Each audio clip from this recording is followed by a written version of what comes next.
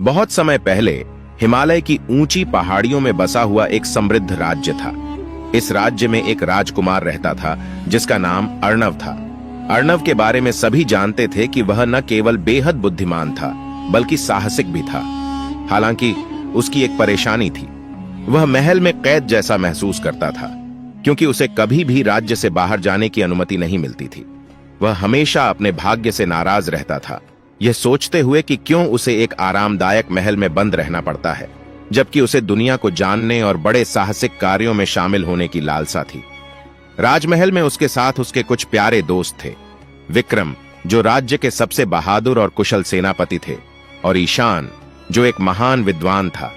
इन दोनों ने हमेशा अर्णव के साथ हर कठिनाई में उसका साथ दिया था। और फिर थी राजकुमारी आर्या, अर्णव की बचपन की दोस्त, जो पड़ोसी राज्य की थी। आर्या का दिल साहसिक कार्यों में हमेशा अर्णव के साथ था और वह उसे अपनी बातों और सलाह से हमेशा प्रोत्साहित करती रहती थी। एक दिन दरबार में एक व्यापारी आया और उसने एक रहस्यमयी गुफा के बारे में सुनाया। गुफा के बारे में कहा जाता था कि वहां अपार खजाना छिपा हुआ था, लेकिन कोई भी वहां गया और फिर वापस नहीं आया।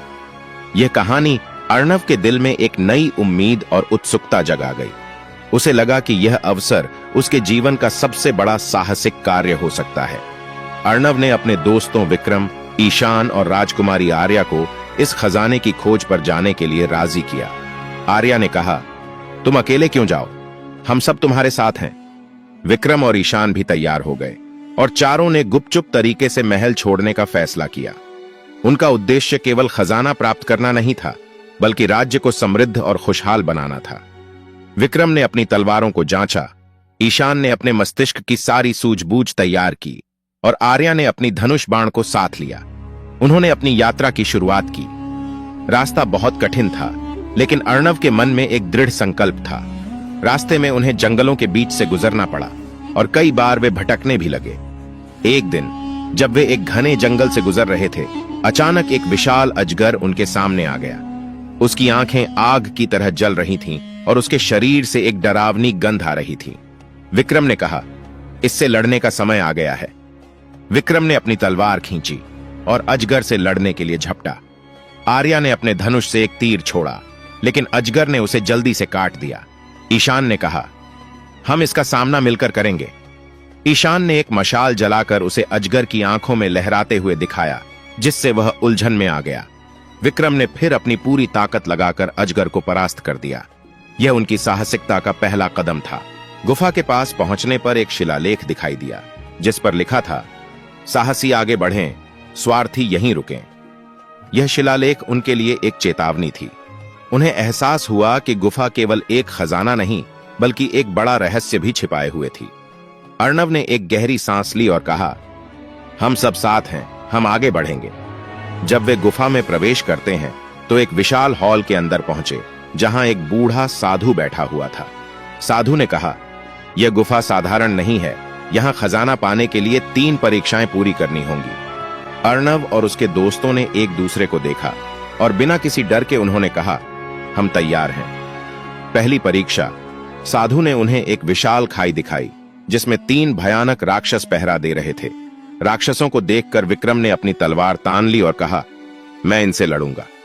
लेकिन साधु ने कहा, राक्षसों से लड़ने से पहले तुम्हें उनके उद्देश्य को समझना होगा। अर्णव ने ध्यान से सोचा और कहा, हमें इनके डर को जीतने के बजाय समझने की कोशिश करनी चाहिए। अर्णव ने राक्षसों से बातचीत शुरू की और जल्द ही उन्होंने यह समझा कि ये राक्षस अपने आप में असुरक्षित थे। अर्णव और उसके दोस्तों ने मिलकर राक्षसों के डर को शांत किया और उन्हें जीतने के बजाय मित्र बना लिया। इस परीक्षा में सफलता प्राप्त करने के बाद साधु ने कहा, तुमने साहस का सही मतलब समझा है। दूसरी परीक्षा। अब साधु ने ईशान से 3 पहेलियां पूछी जिन्हें हल करना बहुत मुश्किल था। पहली पहेली थी, क्या ऐसा है जो बिना बोले बोलता है? ईशान ने तुरंत उत्तर दिया, हवा। दूसरी पहेली थी, क्या ऐसा जल है जो प्यास नहीं बुझाता फिर भी जीवन बचाता है? ईशान ने उत्तर दिया, आंसू।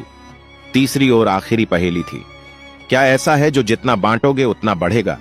ईशान ने कहा, ज्ञान। साधु ने उसकी बुद्धि की सराहना की और कहा, तुमने दिमाग से सही उत्तर दिया है। अंत में साधु ने अर्णव से कहा, तुम्हें अपने सबसे प्रिय वस्तु का बलिदान देना होगा। अर्णव ने अपनी प्रिय तलवार दी, जो उसके पिता की दी हुई थी।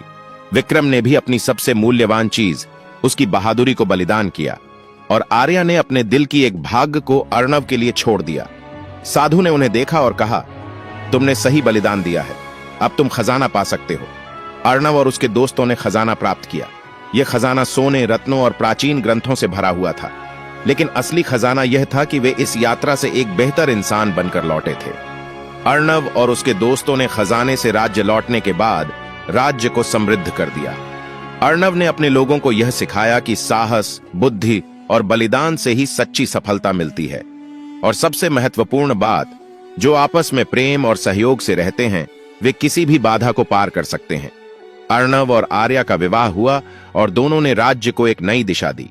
यह कहानी हमें यह सिखाती है कि जीवन में असली खजाना वह नहीं जो हमें मिलता है, बल्कि वह यात्रा है जो हमें इंसानियत, प्रेम और समझ देती है।